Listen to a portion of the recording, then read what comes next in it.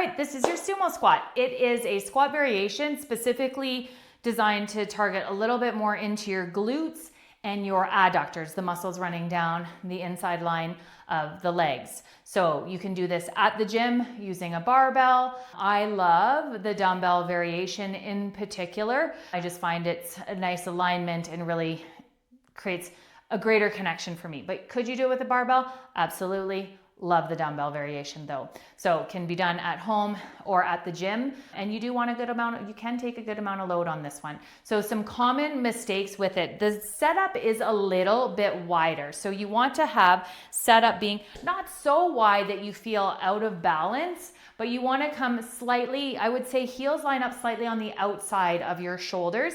And then the toes do turn out. The level that they turn out is a little bit individual. You don't want them too far out. If they're too far out, the tendency will be for the knees to collapse inward.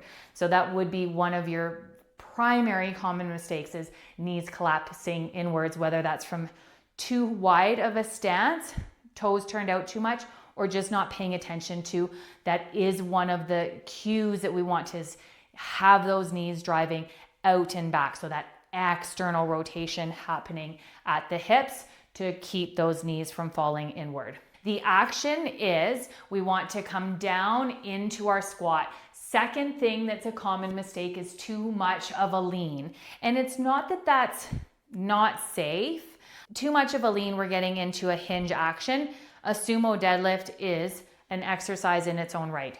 Different than this one. This is the sumo squat. So the focus is on that coordinated squatting action. So we do want a little bit more upright torso. Now, having said that, when I do load with the dumbbell, in order to keep that weight from going too far forward, I do have a little bit of that scapular protraction to kind of keep the weight in front of me. If my shoulders were held back or retracted, then I might feel too compressed in my lower back as I'm trying to stabilize that weight. So I feel like there's a little bit more thoracic flexion and those shoulder protraction in order to support that heavier weight.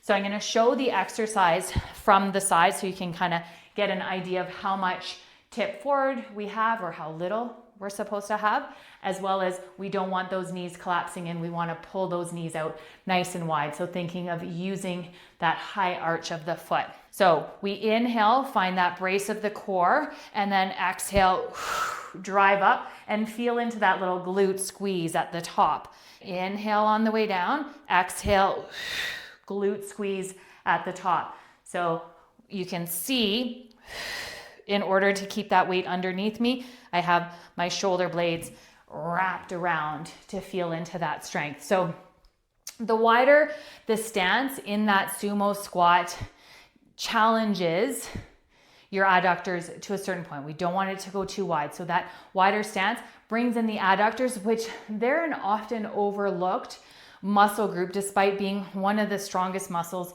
in the body. These muscles contribute to hip stability, your capacity to produce force, and efficient movement overall. Activities like hiking, changing direction quickly, maintaining your balance, all rely on your body's ability to control movement through multiple directions, not just straight ahead. And so it's nice to get this more comprehensive variation on your squat.